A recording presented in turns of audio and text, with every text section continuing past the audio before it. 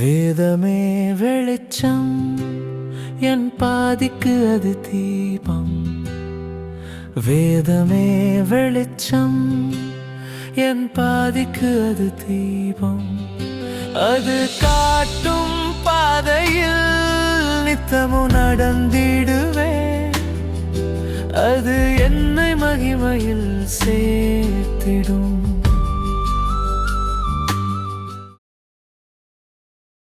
இயேசு கிறிஸ்துவின் நாமத்தினாலே இந்த மாலை நேரத்திலே உங்களை அன்போடு விட வாழ்த்துகிறேன். வேதத்தின் வெளிச்சம் என்ற நிகழ்விலே அழைப்பை குறித்து நாம் தியானித்துக் கொண்டே இருக்கிறோம்.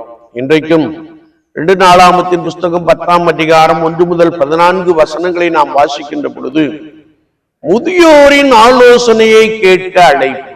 முதியோரின் ஆலோசனையை கேட்க அழைப்பு.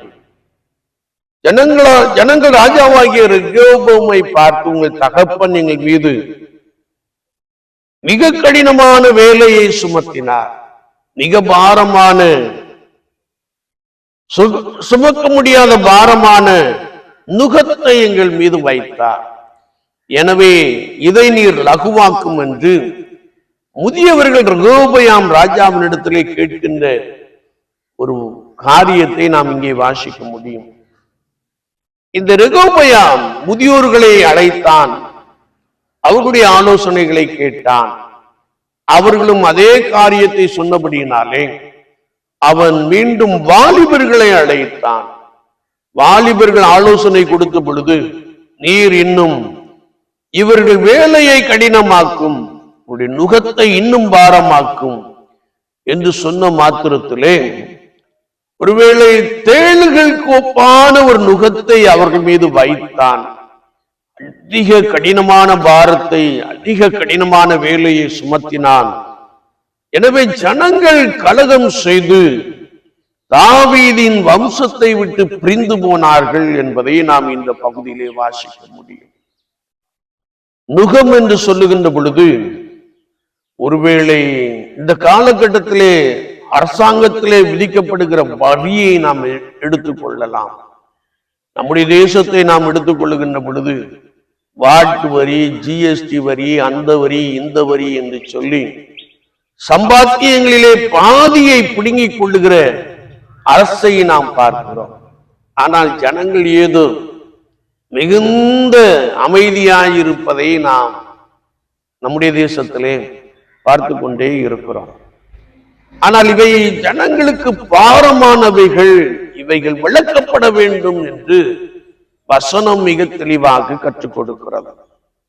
எனவேதான் யோபுவின் புஸ்தகம் 12ஆம் அதிகாரம் 12ஆம் வசனத்தை நாம் வாசிக்கின்ற போது, முதியோரிடத்தில் ஞானமும் வயது சென்றவர்களிடத்தில் புத்தியும் இருக்குமே என்று எழுதப்பட்டு இருக்கிறது. அதிக ஆலோசனைக்காரர் இருக்கும் இடத்தில் பட்டணம் செழித்தோங்கும் என்றும் வேத வாக்கியங்கள் தெளிவாய் கற்றுக் கொடுக்கிறது.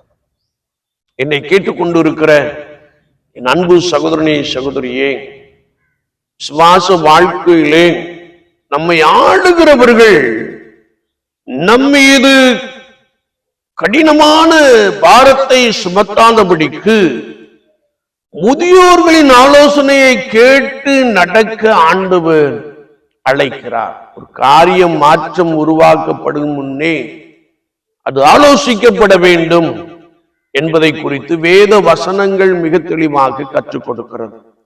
அப்படி முதியோர்களிடத்தில் ஆலோசனை செய்து நாம் நடக்கின்ற பொழுது அங்கே சுகம் உண்டாகும், அங்கே சமாதானம் காணப்படும், பட்டணங்கள் செழித்தோங்கும் என்பதாக பரிசுத்த வேதாகமத்திலே நாம் மிக தெளிவாக அறிந்து கொள்ள முடிகிறது. எனவே ஒருவேளை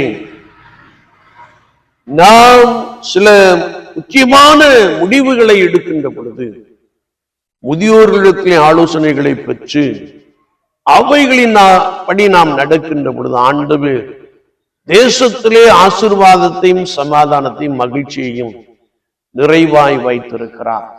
எனவே முதியோரின் ஆலோசனைகளை நீங்கள் ஒருபோதும் தள்ள வேண்டாம். முதியோர்களின் ஆலோசனையின்படி நடக்கின்ற பொழுது ஒரு குடும்பம் கட்டி எழுப்பப்படுகிறது, ஒரு வீடு கட்டி எழுப்பப்படுகிறது, ஒரு தேசம் கட்டி எழுப்பப்படுகிறது. அங்கே சமாதானமும் அமெரிக்கையும் இருக்கும் என்பதை நாம் மறந்து போக வேண்டாம். எனவே முதியோர்களின் ஆலோசனைகளை கேட்போம், அவர்கள் சொல்லுகிற புத்திமதியை கேட்போம். ஆண்டவர்களோடு கூட உங்களை பலமாய் ஆசீர்வதித்து வழி நடத்துவாராக. ஆமீன், ஆமீன்.